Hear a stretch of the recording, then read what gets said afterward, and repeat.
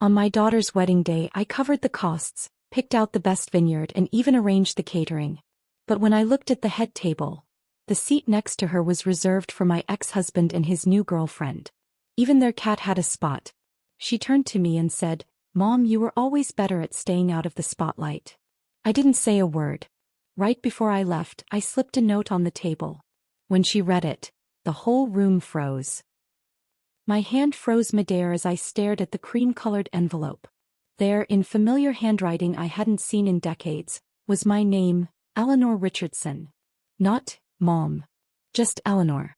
The wedding invitation felt heavier than paper should, weighted with 30 years of silence and pain.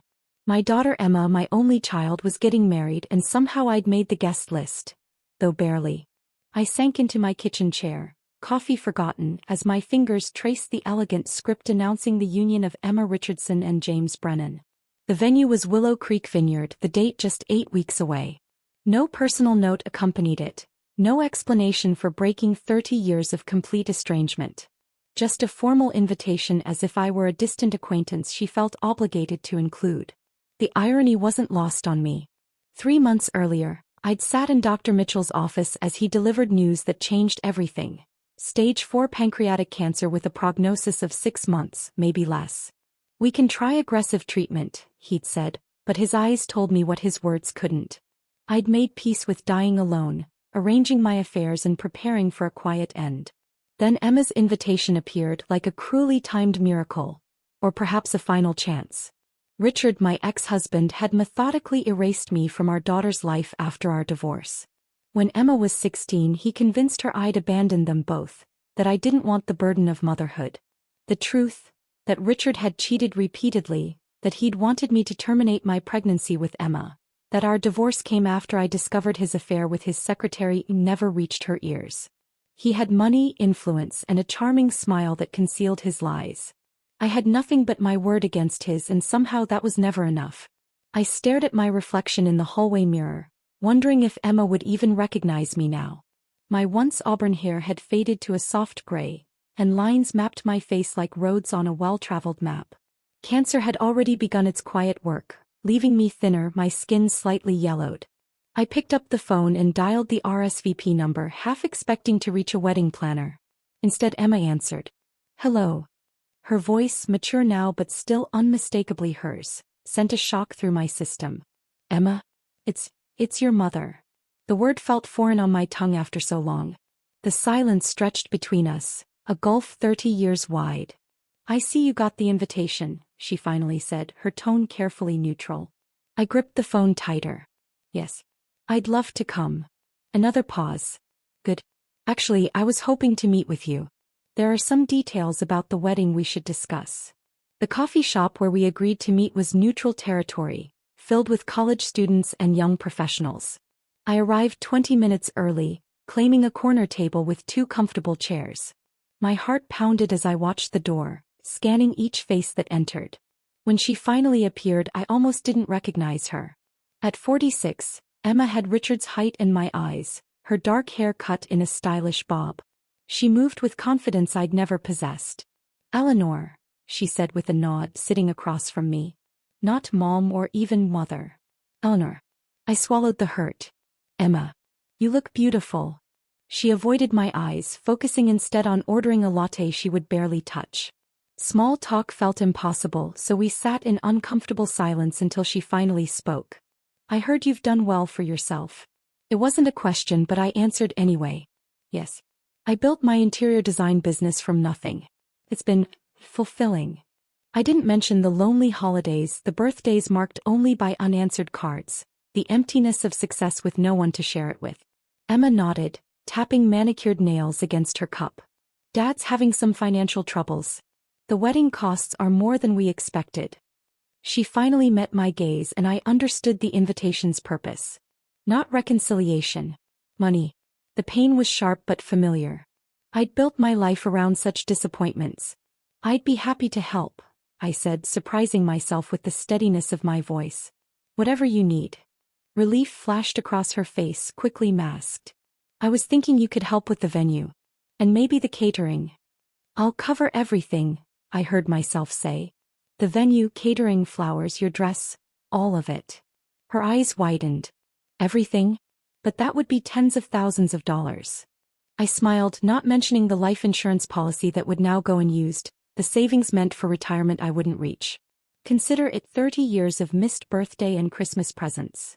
Emma's expression softened slightly, the first crack in her armor. She pulled out a folder with venue options, and for an hour, we discussed wedding details as if we were merely business associates. She never asked about my life or health. I didn't tell her. What good would it do to share my diagnosis? To explain that this wedding would likely be the last significant event of my life? That helping her was my final chance at some form of connection? As we parted outside the coffee shop, an awkward moment hung between us. Should we hug? Shake hands? In the end, she gave a quick nod. I'll email you the vendor contacts. Emma, I called as she turned to leave. She paused. I'm glad you reached out. Whatever the reason. Something flickered across her face. Doubt, perhaps, or a question unasked. But she simply nodded again and walked away. That night, I sat alone in my garden, watching the sunset paint the sky in colors too beautiful for such an ordinary Tuesday. I had 2 months to plan a perfect wedding for the daughter who barely acknowledged me. 2 months, if I was lucky, to find some way to bridge the chasm between us. 2 months to decide whether to tell her the truth about her father, about my illness, about the years I'd spent trying to reach her. The irony wasn't lost on me. After 30 years of silence, I'd finally been invited back into my daughter's life, just as mine was ending. The weeks following our coffee shop meeting unfolded in a blur of wedding preparations and doctor's appointments. I scheduled chemotherapy sessions for early mornings so I could make afternoon calls to vendors without the telltale exhaustion in my voice. The treatment wouldn't save me, but it might buy me enough time to see Emma walk down the aisle. That became my singular focus, to hold on just long enough for that moment. Emma communicated almost exclusively through email, sending clinical lists of her preferences with occasional texts when immediate decisions were needed. When I suggested we visit venues together, her response was quick. No need.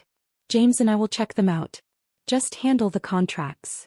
So I became a silent architect of her perfect day, working behind the scenes with only a signature on checks as evidence of my involvement. I created a separate email address, Emma's Wedding Coordinator, and used it to communicate with vendors who never knew I was the mother of the bride. 3 vineyard options met Emma's requirements, but Willow Creek Vineyard captured my heart immediately. Nestled in the rolling hills outside of town, its magnificent oak trees and sweeping views reminded me of a picnic spot Richard, Emma, and I had visited when she was just 7. She'd worn a yellow sundress that day and collected acorns in the pockets until they bulged. When I suggested the vineyard to Emma, I didn't mention this memory, only sending photos highlighting the elegant reception hall and ceremony space beneath centuries-old trees. This one, she replied simply. I signed the contracts the next day, working with the venue coordinator Lisa, who assumed I was a professional planner hired by the family. You must be close with the bride to put such care into every detail, Lisa commented as we walked the grounds finalizing the layout. I smiled, swallowing the truth. I've known her all her life. I selected caterers who could accommodate Emma's preference for seasonal, locally sourced ingredients. I remembered how, as a child, she'd refused to eat strawberries out of season, insisting they tasted like water, not berries. This memory guided my meetings with Chef Anton, who crafted a menu celebrating spring's bounty without knowing its emotional significance to me. The mother of the bride usually attends these tastings, he remarked as I sampled potential dishes alone, taking careful notes on each. She's very busy, I replied, the half-truth bitter on my tongue. The florist asked about mother-daughter corsages, and I redirected the conversation to centerpieces.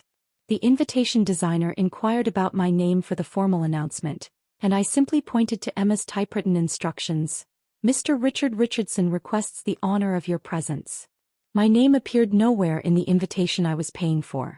Each exclusion was a paper cut, minor alone but agonizing in accumulation. Yet I continued, selecting linens in Emma's favorite shade of blue, arranging for a string quartet to play the classical pieces she'd loved as a teenage violinist, ordering the specific champagne I'd noticed her drinking in the single photo of her on social media I could access. One afternoon, Emma surprised me with a phone call. My heart leapt at the unexpected connection. The bridesmaids are worried about their hair and makeup, she said, no greeting. Can you arrange someone to come to the venue? They don't want to travel around that morning. Of course, I replied, scribbling notes. How many in the bridal party? 5 bridesmaids, me, James's mother. She paused. And Dad's girlfriend, Melissa. The pencil stilled in my hand. I see. Not me. The silence stretched uncomfortably before Emma finally spoke. I didn't think you'd want to be involved in that part. Another exclusion, another pain swallowed. Whatever you prefer, Emma. I'll arrange it. After we hung up, I called my oncologist and moved my next treatment, explaining that the wedding preparations required my full attention. What I didn't say was that the emotional toll was becoming as debilitating as the cancer itself. The rehearsal dinner arrived, held at an upscale restaurant Richard had selected. I'd paid for it, of course, but sat at a table far from the wedding party, watching as Richard stood to give a toast. As father of the bride and the man behind this beautiful wedding, he began, raising his glass, I couldn't be prouder of the arrangements we've made for my little girl's special day. The familiar anger rose in me, but I tamped it down. This wasn't about me or Richard. It was about Emma having a perfect day regardless of who received credit. After dinner, I approached Emma as she chatted with her future in-laws, hoping for a moment of connection before tomorrow's whirlwind. Everything's set for tomorrow, I said softly. The flowers will arrive at 9, the photographer at 10. Great, Emma replied, not quite meeting my eyes. James, this is Eleanor. She's been helping with the wedding planning. Not my mother. Just Eleanor, the helper. James shook my hand warmly. Everything looks amazing. We really appreciate all your work. I nodded, unable to speak past the lump in my throat, and excused myself shortly after. Back in my hotel room, I sat at the desk and pulled out the stationery I'd brought. My hands trembled, partly from the disease consuming me and partly from the weight of what I was about to write. For 30 years I'd protected Emma from the ugly truth about her father, about our marriage, about the events that led to our divorce. I'd shouldered Richard's lies without fighting back, believing that someday Emma would seek the truth herself. That day never came. And now time was running out. I uncapped my pen and began to write, pouring 3 decades of silenced truths onto the page. The words flowed like a long-dammed river finally breaking free, messy, powerful, unstoppable. I wrote about Richard's infidelities, about his demand that I abort the pregnancy, about his threats when I refused. I explained how, after our divorce, he'd used his money and influence to cut me from her life, returning my letters and blocking my calls. Finally, I added the truth I'd been hiding since our coffee shop meeting. My diagnosis, my prognosis, the reason I'd agreed to fund the wedding without conditions. I sealed the envelope, not yet certain if I would actually deliver it. Tomorrow would decide. Tomorrow, at my daughter's wedding, I would either maintain 30 years of silence or finally speak my truth. I woke before my alarm, the letter sitting on the nightstand where I'd left it. Sleep had been elusive, filled with dreams of Emma as a child, reaching for me across an ever-widening chasm. Morning light filtered through the hotel curtains as I prepared for my daughter's wedding day. I took extra care with my appearance, applying makeup to disguise the pallor that chemotherapy had left behind. The navy blue dress I'd chosen was elegant but understated, something that wouldn't draw attention but would still honor the occasion's importance. The sealed letter went into my clutch purse. I still hadn't decided whether to deliver it. When I arrived at Willow Creek Vineyard at 8, the grounds were already buzzing with activity. Florists arranged cascades of spring blooms across the ceremony arch, caterers prepared the reception hall, and the string quartet tested acoustics near the ancient oak where Emma would say her vows. Everything was unfolding exactly as I'd planned, a symphony I'd composed but wouldn't conduct. Mrs. Richardson? The venue coordinator approached with a clipboard. The mother of the bride corsage just arrived. Would you like to see it? I'm not, I began, then stopped myself. Yes, I'd like to see it. The delicate arrangement of white roses and blue forget-me-nots was perfect. I'd selected it myself after all, though I'd never expected to wear it. It's lovely, I said, handing it back. Emma's bridal party should be arriving soon. They'll need the private suite unlocked. I busied myself with last-minute details, straightening table numbers, adjusting floral arrangements, ensuring the cake had arrived intact. Anything to avoid thinking about the growing activity in the bridal suite where my daughter prepared for her wedding without me. At one point I passed an open door and glimpsed Emma in her gown, surrounded by her bridesmaids. She was breathtaking, radiant in ivory lace, her dark hair swept up with pearl pins. I froze, unable to move, drinking in the sight of my daughter as a bride. One of the bridesmaids noticed me and quietly closed the door. The ceremony was set to begin at 2. At 1:30, a young usher approached me as I made final adjustments to the guest book table. "Are you with the bride or groom?" he asked, offering his arm. The question struck me like a physical blow. Neither, apparently. Both. How to explain? "The bride," I said simply. "I'm her mother." His eyes widened slightly. "Oh. I'm sorry, Mrs. Richardson. I didn't realize." "It's fine," I assured him. "Where should I sit?" He led me not to the front row where parents traditionally sat, but to a seat near the back on the aisle. "The bride's father requested this arrangement," he explained uncomfortably. Of course he did. I thanked the young man and sat alone, watching as the seats around me filled with guests I didn't know.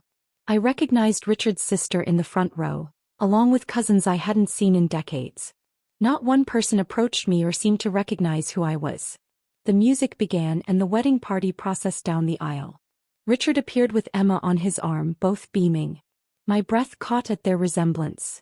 The same confident stride, the same charming smile. He gave her away with a dramatic kiss on the cheek, then took his place in the front row. Throughout the ceremony, I remained a spectator, watching my only child marry from a distance that felt both physical and metaphorical. I didn't cry until they exchanged vows, James promising to stand by Emma through all of life's challenges. I wondered who would stand by her when I was gone, if she would ever know how much I had loved her, how hard I had tried to remain in her life. After the ceremony, guests moved toward the reception hall. I lingered, allowing the crowd to disperse before following. The hall looked magical, exactly as I'd envisioned, with twinkling lights, lush greenery, and tables adorned with blue hydrangeas and silver accents. A small touch I'd added were framed quotes about love at each table, quotes from books Emma had loved as a child. The seating chart near the entrance confirmed what I already suspected. There was no place for me at the family table. I found my name at table 12 in the far corner of the room, seated with distant connections of the groom. I made my way there, nodding politely to my table mates, who introduced themselves without any recognition of my relationship to the bride. From my position I had a clear view of the head table on the raised platform. Richard sat beside Emma with James on her other side. Next to Richard was Melissa, his girlfriend of 5 years. A woman younger than Emma, with platinum blonde hair and a dress that matched Richard's tie perfectly. Most jarring was the small decorated stool beside Melissa's chair, where an orange tabby cat in a bow tie sat contentedly eating from a crystal dish. The cat had a place at my daughter's wedding head table. I did not. I excused myself from table 12 and approached the restroom, needing a moment alone.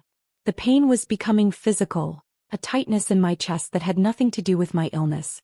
In the hallway, I nearly collided with Emma as she emerged from the bridal suite. "Oh," she said, startled. "Eleanor. Is everything okay with the reception?" "Everything's perfect," I assured her, forcing a smile. "You look beautiful, Emma. Truly radiant." She nodded, smoothing her dress. "Thank you. And thank you for all of this. It's exactly what I wanted." "I noticed whiskers made the head table," I said, attempting lightness in my tone. "He looks very distinguished in his bow tie." Emma's expression shifted, a flicker of discomfort crossing her features. Melissa insisted. "She treats him like her child." She glanced toward the reception. "I should get back." "Of course," I said, then added, "I was surprised not to be seated with family. I thought perhaps—" "Mom," she interrupted, the first time she'd called me that in 30 years. It should have been a moment of connection, but her tone was impatient. "You were always better at staying out of the spotlight. This arrangement works better for everyone." The words hit me like a slap. Better at staying out of the spotlight? As if my 3 decades of absence had been my choice rather than my punishment. As if I'd willingly stepped away from motherhood rather than having it ripped from me. "I see," I managed, my voice barely audible. Emma was already turning away, hurrying back to her reception, to her father who had stolen her from me, to the girlfriend who had insisted her cat sit where I should have been. I stood alone in the hallway, clutching my purse where the letter waited. In that moment, my decision crystallized. The weight of 30 years of silence, of swallowed truths and buried pain, became too heavy to bear another second. I would no longer protect Richard at the cost of my relationship with my daughter. I would no longer die with these secrets intact. I removed the letter from my purse and walked with new purpose toward the reception hall, toward the head table, toward the last chance for truth I would ever have. The weight of the envelope felt heavier with each step I took toward the head table. The orchestra was playing a waltz, couples swirling on the dance floor, champagne flowing freely. No one noticed me, the invisible woman in navy blue, clutching 3 decades of unspoken truths. As I approached, I saw Richard lean over to whisper something in Emma's ear that made her laugh. The same conspiratorial gesture I'd witnessed countless times during our marriage, usually at someone else's expense. The familiarity of it stopped me in my tracks. What was I doing?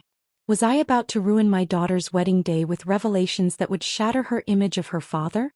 Would exposing Richard's lies heal anything, or would it only cause Emma more pain? She was happy in this moment, radiant, loved, celebrating the beginning of her new life. I retreated, finding a quiet corner near the gift table. With trembling hands, I opened the envelope and reread what I'd written. The words seemed harsh in the glow of wedding lights, too raw for such a joyful occasion. Yet the truth remained the truth, and my time to share it was running out. I noticed the wedding coordinator approaching the head table with the cake-cutting schedule. This was my opportunity. I intercepted her, summoning the authoritative tone I'd developed over decades of running my business. "Lisa, I need to leave something at the bride's place setting. It's important that she sees it before the speeches." Lisa nodded, professional and unquestioning. "Of course, Mrs. Richardson. Shall I tell her it's from you?" "She'll know," I said simply, handing her the envelope. I watched from a distance as Lisa placed the letter beside Emma's plate, discreetly adjusting it so it wouldn't be overlooked. Then I gathered my belongings and made my way toward the kitchen exit, where the catering staff busily prepared dessert plates. Chef Anton noticed me leaving. "Is everything all right, Mrs. Richardson? The cake cutting hasn't happened yet." "Everything is perfect," I assured him. "The food was exceptional. You've outdone yourself." "But you're the mother of the bride," he protested. "Surely you want to stay for the speeches and dancing?" I smiled sadly. Sometimes the greatest gift a mother can give is knowing when to step away. The evening air outside was cool and fragrant with jasmine. I paused on the stone path, looking back at the golden light spilling from the reception hall windows. Through the glass, I could see the celebration continuing without me, my daughter's perfect day orchestrated down to the last detail by my invisible hand. I had nearly reached my car when I heard it, the sudden collective hush that fell over the reception. Even the music stopped. I turned to see silhouettes frozen in the windows, all attention directed toward the head table. She had read the letter. My legs refused to carry me further. I sank onto a stone bench beneath one of the vineyard's ancient oaks, waiting. For what, I wasn't certain. Perhaps for the sound of sirens if Richard had a medical emergency from the shock. Perhaps for the angry mob of guests to chase me from the premises.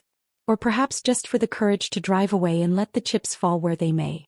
What I hadn't expected was Emma's voice, amplified through the sound system, reading my words aloud for all to hear. "My dearest Emma," her voice rang clear across the vineyard. "By the time you read this, I will have left your celebration, not wishing to cause a scene on your special day. But there are truths you deserve to know, truths I've kept hidden to protect you." I closed my eyes, picturing the reception hall, every guest frozen with wineglass, midair or fork suspended above plate. "I have stage 4 pancreatic cancer," Emma continued, her voice breaking slightly. "The doctors give me less than 3 months. When your invitation arrived, it felt like a miracle, a chance to see you one last time, to create one final memory with my daughter before I go." Through the open windows came the sounds of gasps and murmurs. I imagined Richard's face, reddening with anger or paling with shock, perhaps both. "What your father never told you," Emma's voice grew stronger, edged with emotion, "was that when I discovered I was pregnant with you, he demanded I end the pregnancy. He said a child would ruin his career plans, limit our freedom. When I refused, he began the first of many affairs. After you were born, he rarely participated in your care, resenting the attention you required. When I finally confronted him about his infidelity when you were 16, he turned everything against me. He used his money and influence to systematically erase me from your life, returning my letters unopened, blocking my phone calls, and telling you I had abandoned you both. The silence that followed was profound. Then came the sound of a chair scraping across hardwood. Dad. Emma's voice now, not reading but questioning. Is this true? Did you want Mom to abort me? I couldn't hear Richard's response, but Emma's next words were crystal clear. Look at me. You've always said Mom abandoned us. You said she chose her career over family.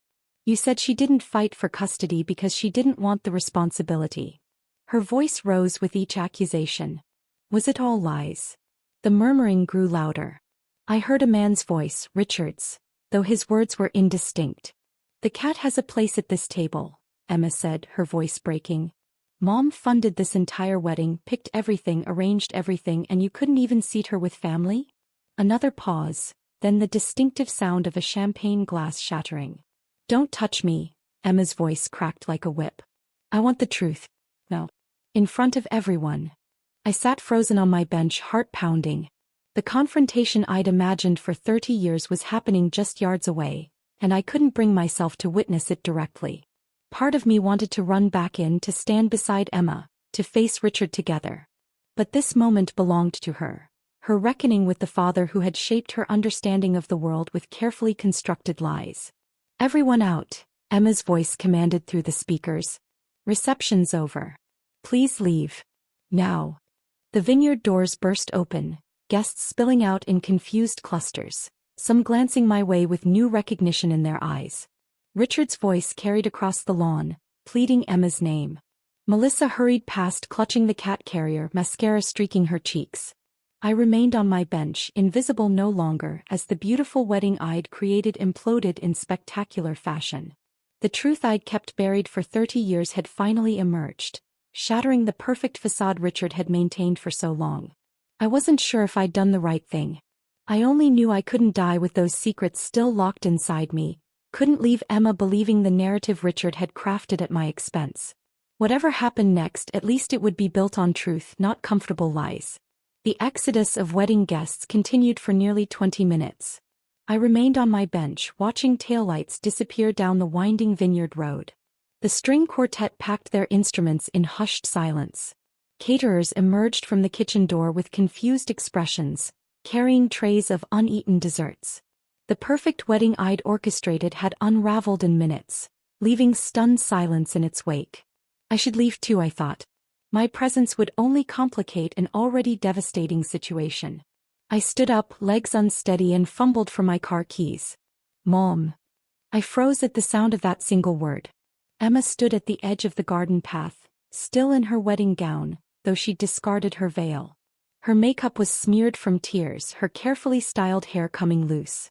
She looked simultaneously like the teenager I'd lost and the woman I'd never had the chance to know. Emma, I whispered, unsure what to say next. I'm sorry about your wedding. She took a tentative step toward me. Is it true? About the cancer? I nodded, unable to soften this particular blow.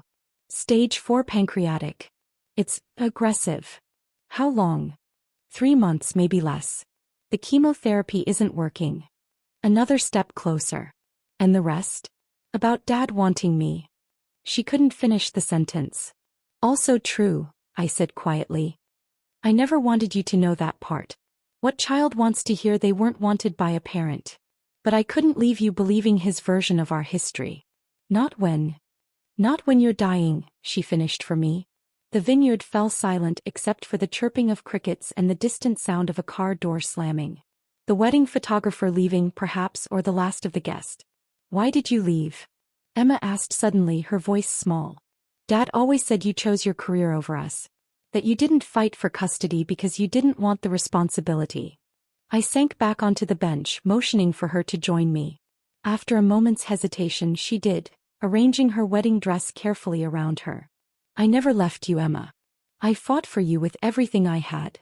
I took a deep breath, steadying myself for revelations long overdue. Your father had powerful connections, judges, lawyers. He drained our joint accounts before I even knew he was planning to leave. Then he claimed I was unstable, unfit. He had witnesses, friends of his, who testified they'd seen me behaving erratically. Emma stared at me, eyes wide with disbelief. But that's not true. You were always the stable one. Dad was the one with the temper. I know, I said softly. But money and influence speak louder than truth in many courtrooms. I was granted supervised visitation at first, but even that stopped when your father moved you across state lines without notice. I hired 3 different private investigators to find you. By the time I did, he'd convinced you I'd abandoned you both. The letters, Emma said suddenly. When I was 17, I found a box of unopened letters in Dad's office. He told me they were from a disturbed woman who was obsessed with him, that he kept them as evidence in case he needed a restraining order. Those were my letters to you, I confirmed. I wrote every week for years. Birthday cards, Christmas presents, graduation gifts, all returned or apparently hidden from you. Emma covered her face with her hands. I've hated you for 30 years for something you didn't do. I reached out hesitantly and touched her shoulder. You were a child, Emma. He was your father, the parent who was present. Of course you believed him. I should have questioned things.